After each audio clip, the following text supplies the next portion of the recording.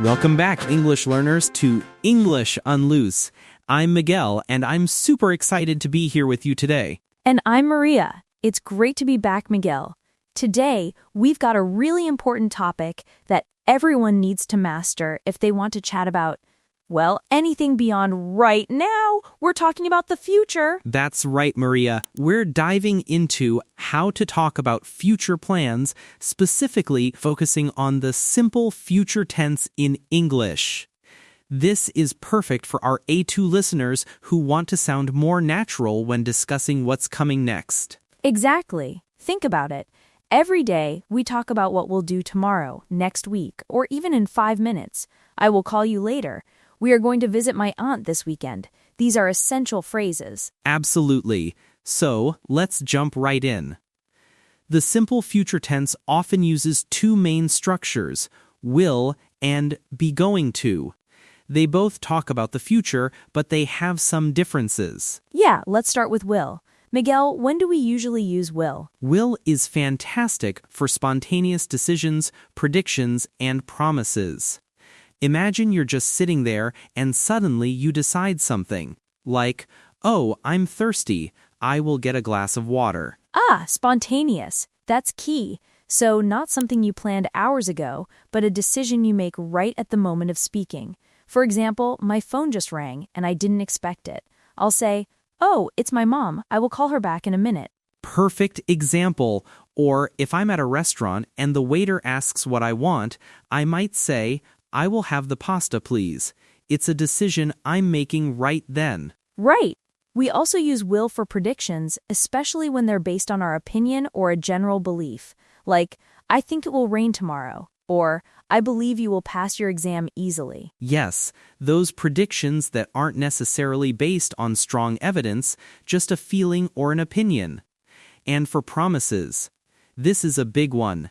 If I tell you I will help you with your homework tomorrow, I'm making a promise. Or, don't worry, I will remember to buy milk. That's a good promise. So, to recap for will, spontaneous decisions, predictions based on opinion, and promises. Exactly. Now, let's talk about be going to.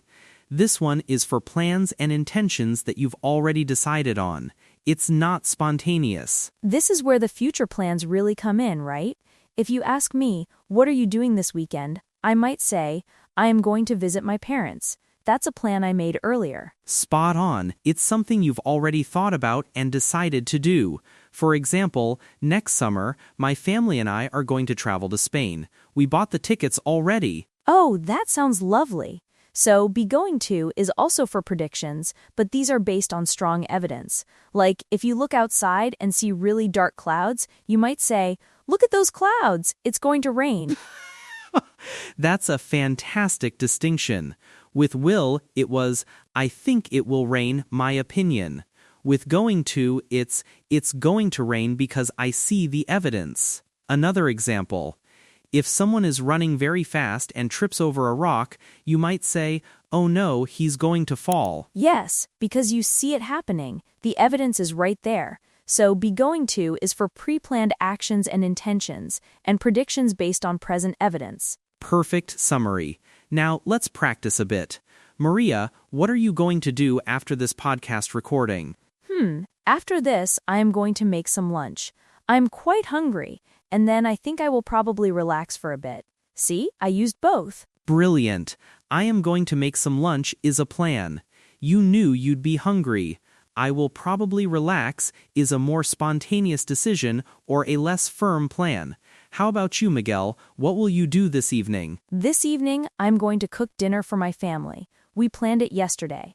And then I think I will watch a movie, but I haven't decided which one yet. So that's a will for a spontaneous choice later. Excellent. Listeners, you can hear how we naturally switch between them. It's all about the context. Let's try another scenario. Imagine your friend just called and invited you to a party tonight. How would you respond if you decide to go right now? I would say, a party? That sounds fun. I will go. That's a spontaneous decision. Exactly. Now, what if you had already bought a ticket to a concert for tonight? Your friend calls, and you say, Oh, then I'd say, thanks, but I can't. I am going to a concert tonight. That's a pre-existing plan. Perfect. This shows the difference clearly. Now, let's talk about the negative forms. It's super simple. For will, the negative is will not, or more commonly, won't. So instead of I will help you, it becomes I will not help you, or I won't help you. It sounds much more natural with the contraction, won't. Right. And for be going to, it's just be not going to. So, I am not going to visit my parents, or she is not going to fall. Super easy, just add not after will or after the be verb is or are. What about forming questions, Maria? How do we ask about future plans? For will, we put will at the beginning of the sentence. Will you come to the party? Will it rain tomorrow? Simple. And for be going to, we move the be verb is or are to the beginning. Are you going to study tonight? Is she going to travel next month? Exactly. The structure is quite consistent. Once you get the hang of it, you'll find yourself using these naturally all the time. Let's think about some common situations where these come up. Miguel, what about making travel plans? Travel plans are perfect for going to. Like, we are going to fly to Rome in October.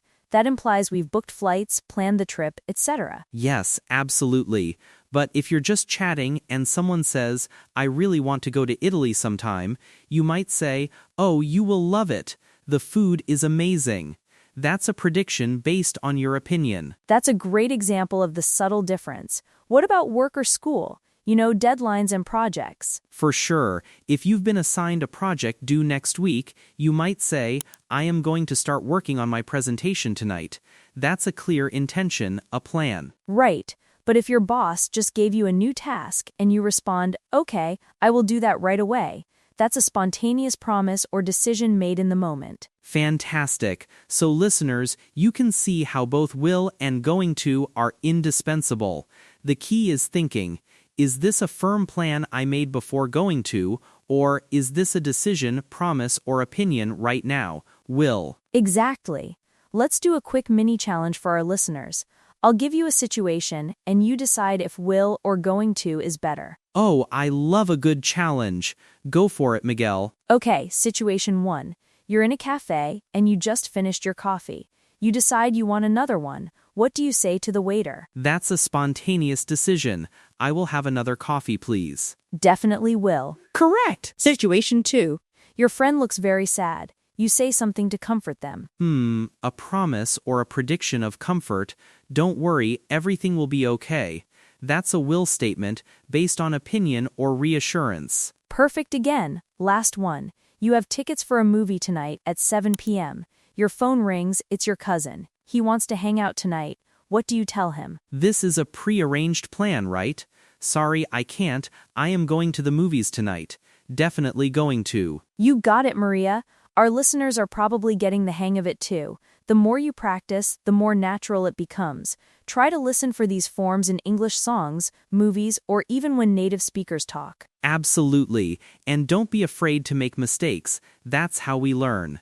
Just keep trying to use will and going to in your daily conversations about your own future plans. Think about your weekend plans. What are you going to do? What will you eat for dinner tonight? Start small. These little moments of practice add up. And remember that sometimes, especially in casual speech, people use them interchangeably, but understanding the core difference makes you a much more confident and accurate speaker. That's a really important point, Maria. While there are rules, natural conversation can be a bit flexible, but knowing the rules helps you understand why that flexibility exists. Totally. So, to wrap up, future simple with will is for spontaneous decisions, predictions based on opinion, and promises.